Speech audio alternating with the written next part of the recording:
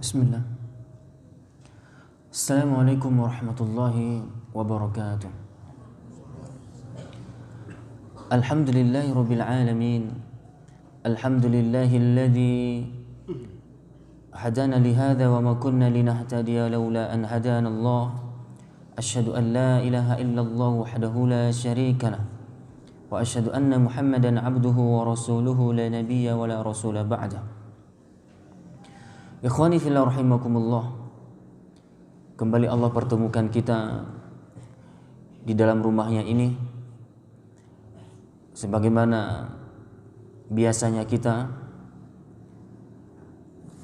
melaksanakan kewajiban kita selaku hamba untuk tunduk patuh kepada perintah Allah Subhanahu wa taala, menjalankan segala ibadah kepadanya.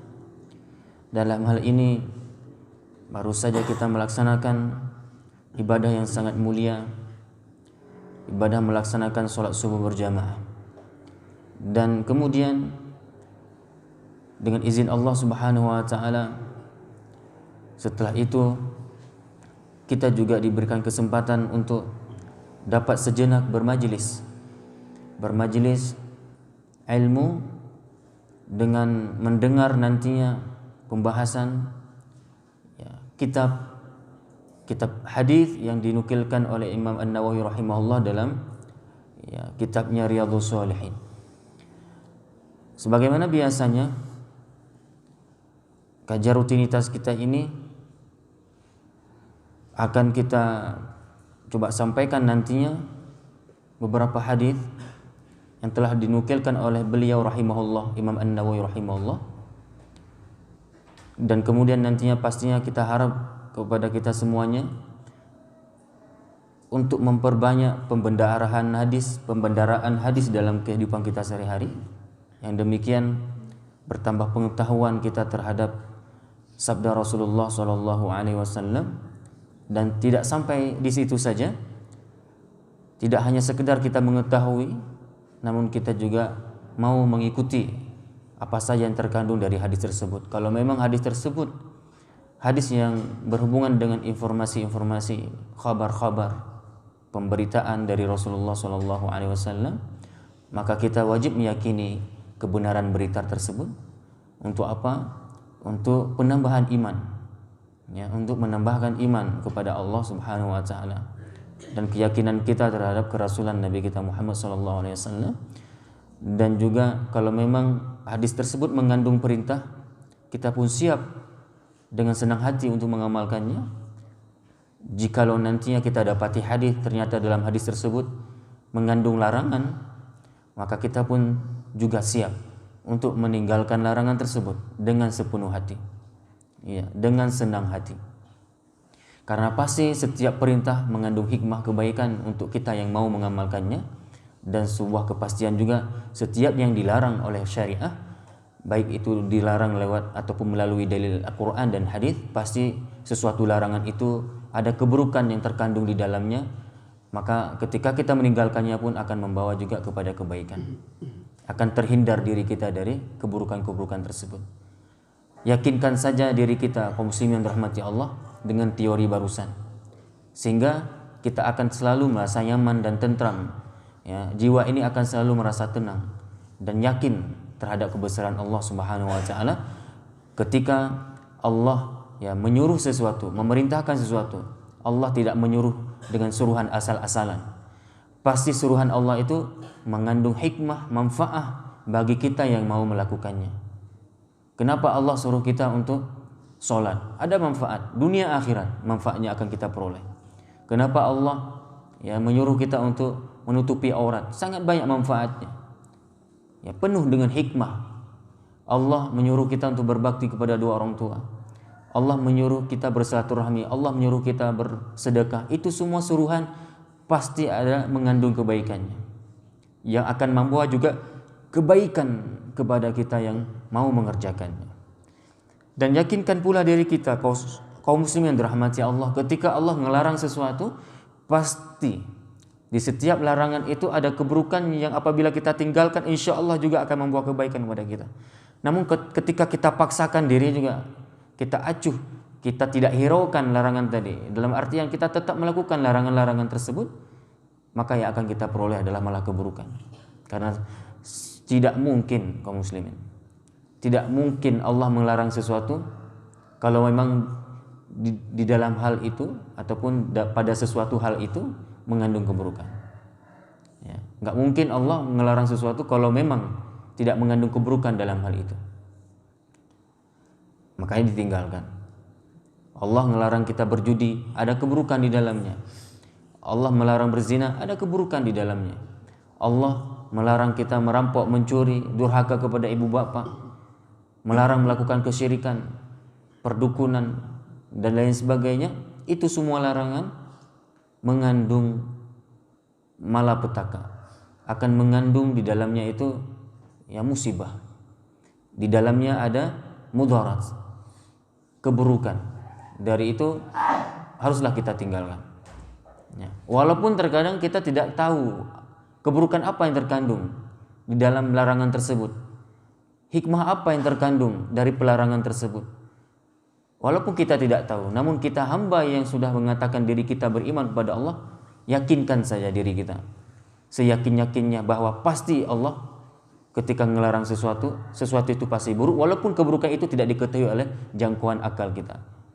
Bukan dalil itu yang kita protes, bukan larangan tersebut yang berdasarkan dalil tersebut yang kita tangkis, yang kita bilang tidak logis, yang kita bilang tidak mengandung hikmah. Mungkin akal kita yang belum cukup sehat, belum cukup mampu untuk memahami firman Allah tersebut. Ya, ini harus kita pahami. Karena pada demikian akan banyak nantinya takutnya ya muncul kaum liberalisme, orang-orang yang sekularisme, yang mereka memang setiap sesuatu itu selalu dicocok-cocokkan dengan akal. Ketika akal mereka tidak mampu menjangkau itu, mereka anggap sesuatu itu malah nggak benar, sesuatu yang keliru. Padahal kalau kita umat muslim yang telah beriman kepada Allah, ketika memang akal ini tidak sanggup memahami sesuatu, itu kita tidak menyalahkan sesuatu itu. Mungkin ya kemampuan kita saja yang memang belum cukup. Kita harus tetap kembalikan itu kepada Allah. Kita tetap harus membenarkan itu syariah. Walaupun terkadang bahagian pada syariat itu sesuatu yang belum mampu masuk ke akal kita. Ya ini. Yang pastinya setiap sesuatu yang Allah perintahkan dan sesuatu yang Allah larang mengandung sesuatu hikmah yang besar. Ya ini. Kemudian di dalam hadis yang diriwayatkan oleh Imam Al-Bukhari dari Anas radhiyallahu anhu qala innakum la ta'maluna a'malan hiya adaqqu fi a'yunikum minasy-sya'r kunna na'udduha ala ahdi Rasulillah sallallahu alaihi wasallam minal mubiqat rahul Bukhari. Sesungguhnya kalian akan mengerjakan beberapa perbuatan yang perbuatan-perbuatan itu di mata kalian lebih halus daripada rambut. Coba kita perhatikan saudaraku yang dirahmati Allah. Sesungguhnya kalian akan mengerjakan beberapa perbuatan yang perbuatan-perbuatan itu di mata kalian lebih halus, lebih remeh, lebih kecil kalian pandang daripada rambut. Padahal di masa Rasulullah Shallallahu Alaihi Wasallam, ini pernyataan Anas bin Malik ya.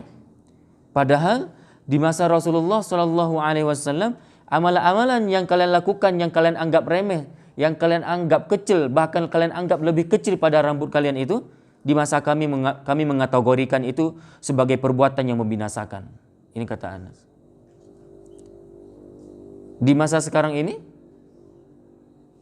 padahal begitu banyak orang sudah melakukan sesuatu perkara, dosa yang begitu besar, tapi dianggapnya kecil. Di zaman Rasulullah itu malah dianggap sesuatu hal yang paling berbahaya. Itulah beda sikap para sahabat ketika menyikapi dosa dengan sikap kita menyikapi dosa. Di dalam pernyataan ya Ibnu Mas'ud, ya seperti yang pernah kami sampaikan juga dalam kajian sebelumnya. Orang-orang yang beriman yang memiliki hati yang bersih itu adalah ketika dia melakukan dosa sebesar debu, dia memandangnya sudah melakukan dosa sebesar gunung. Takut, khawatir, risau. Begitulah dia tidak menyepelekan dosa itu. Walaupun padahal yang dia lakukan kecil. Dosanya adalah dosa yang kecil. Namun hatinya memandang kerisauannya itu bagaikan dia risau melakukan dosa besar. Ya ini. Sedangkan hati orang-orang yang kotor, orang-orang yang kotor hatinya, yaitu orang-orang yang ketika mereka itu melakukan dosa, yang padahal dosa itu sudah sebesar gunung, dia masih juga memandangnya sebesar debu. Begitulah sepele dan remehnya dia dalam melakukan dosa. Begitulah pernyataan Anas bin Malik radhiyallahu anhu juga. Ya, di zaman Rasulullah itu perbuatan dosa yang dilakukan oleh mereka itu mereka menganggap itu sebuah hal yang sangat membahayakan mereka. Mereka takut kepada Allah, khawatir akan Allah timpakan azab kepada mereka. Perasaan ini hadir di dalam jiwa ataupun hatinya para sahabat. Sehingga beliau mengatakan, Anas bin Malik mengatakan, ya tetapi pada masa ya kalian nantinya itu akan kalian anggap itulah perkara yang sangat sepele. Kalian akan menganggap itulah perbuatan yang lebih halus. Maksud lebih halus apa? Lebih remeh daripada rambut. Beda dengan zaman Rasulullah. Yang dinyatakan oleh Anas apa? Kami mengategorikannya apa? Mengategorikan amalan dosa yang kalian anggap tadi yang lebih kecil pada rambut, yang kalian remehkan itu kami kategorikan kalau di zaman kami, kata Anas, sebagai perbuatan yang membinasakan. Ya, ini. Kemudian kita lihat di hadis yang lain, Rasulullah Shallallahu Alaihi Wasallam bersabda, Innal mu'mina yara dhunubahu ka'annahu qa'idun tahta jabalin yakhafu ay yaqa' alayhi wa innal fajira yara dhunubahu kadhubabin marra ala anfih. Ya. Apa yang terkandung dari hadis ini? Innal mu'mina, sesungguhnya orang-orang yang beriman, yara dhunubahu, dia memandang melihat dosa-dosanya, ka'annahu qa'idun tahta jabal. Dia ketika melihat dosa-dosanya seolah-olah dia sedang duduk di bawah sebuah gunung. Yakhafu an yaqa' alaihi, yang dia merasakan bahwa gunung itu akan jatuh ke atasnya.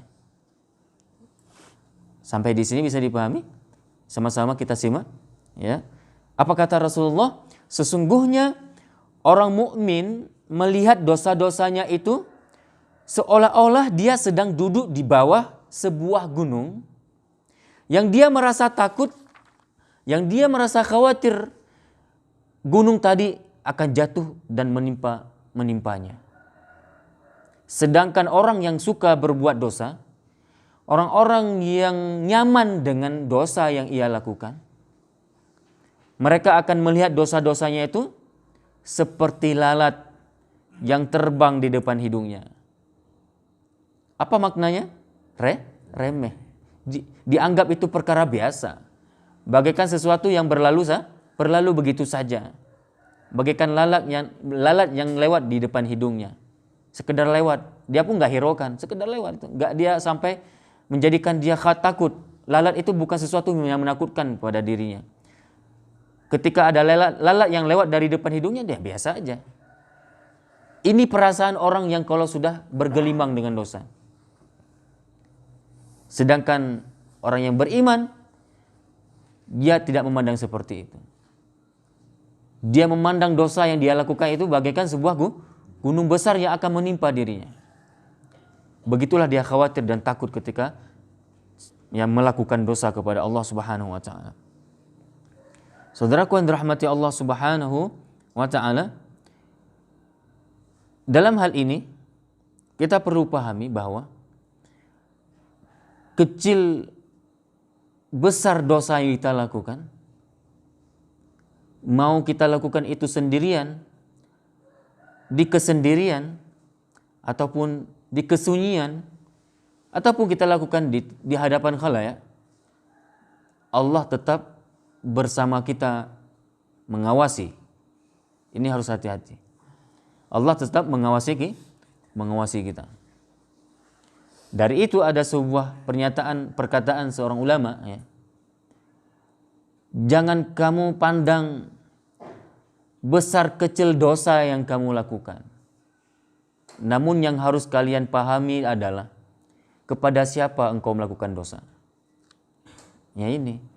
Kamu jangan lihat ini dosa kecil atau dosa besar. Yang sehingga kita nanti pilih-pilih ya. Ini kan dosa kecil, nggak apa-apa. Kita meremehkannya jadinya. Padahal seperti kata Anas tadi, apa kalau di zaman Rasulullah itu perkara kecil bahkan jadi perkara besar, dianggap sesuatu yang besar. Ya ini. Maka perlu kita ketahui pernyataan ulama tadi. Kamu jangan pandang kecil dan besar dosa yang kamu lakukan. Namun kepada siapa sih kamu lakukan dosa itu? Ya kepada Allah yang Maha melihat. Yang nanti setiap amalan yang kita lakukan mau baik dan buruk pasti ada balasannya. Ini yang harus kita tanamkan ke dalam jiwa kita dari dini sebenarnya. Yang sehingga apa? Selalu hari-hari kita jalani hari-hari dalam kehati-hatian. Hati-hati dalam berbuat, dalam berkata. Selektif dalam menyatakan sesuatu. Ya, hati-hati dalam mengamalkan sesuatu jadinya. Ya. Apakah yang kita amalkan ini mengandung kebaikan? Bismillah, lakukan. Kalau memang amal ini mengandung dosa, kita juga harus tinggalkan. Walaupun kita melakukannya tanpa dilihat oleh orang. Karena apa? Sudah ada yang namanya muraqabah di dalam jiwa kita. Muraqabah apa? Perasaan selalu merasa diawasi. Perasaan di mana kita selalu merasa diawasi oleh Allah Subhanahu wa taala. Wallahu a'lam bishawab. Nah, ini dulu yang dapat kami sampaikan pada kesempatan kali ini. Ya, mudah-mudahan ada manfaatnya. Kita padai dengan doa kafaratul majlis. Subhanakallahumma wa bihamdika asyhadu an la ilaha illa anta astaghfiruka wa atubu ilaik. Assalamualaikum warahmatullahi wabarakatuh.